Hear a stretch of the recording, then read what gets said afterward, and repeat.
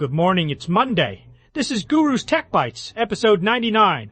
Grab your coffee and keep one hand near the power button, because the machines are feeling chatty again. First up, Hack News is arguing about adding a flag for AI-generated articles. Honestly, I support labels. The supermarket tells me which cheese is cheese product, so the internet can tell me when a robot wrote 12 paragraphs about productivity without ever needing a nap. The tricky part is enforcement, because every comment section already has one guy who writes like a malfunctioning chatbot. Still, a visible flag could help readers judge the work instead of playing detective with every suspiciously polished semicolon. Second, somebody measured Claude Code sending about 33,000 tokens before it even reads the prompt, while OpenCode sends around 7,000. That's like calling a plumber and watching him fax his complete autobiography to the sink before checking the leak. Maybe all that context makes the agent smarter, but tokens are money, bandwidth, and time. Heh.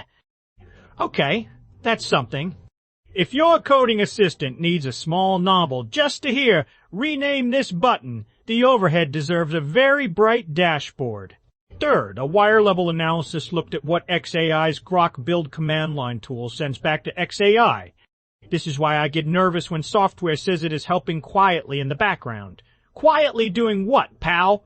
The useful lesson is not automatically that anything sinister happened. It is that developers should know what leaves their machine, what identifies the session, and whether source code or prompts are included. Transparency beats a privacy policy written like a mortgage application. And finally, there is a practical guide on reading more books. Not an AI benchmark, unless the benchmark is whether your brain can finish Chapter 3 without opening 6 tabs.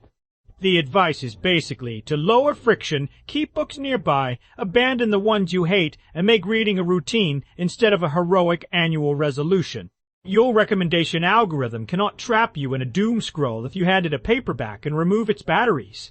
That's the roundup. Label machine-made writing, watch agent overhead, inspect outbound telemetry, and occasionally train the original neural network between your ears. That's your Daily Bite. Have a great day. Until next time.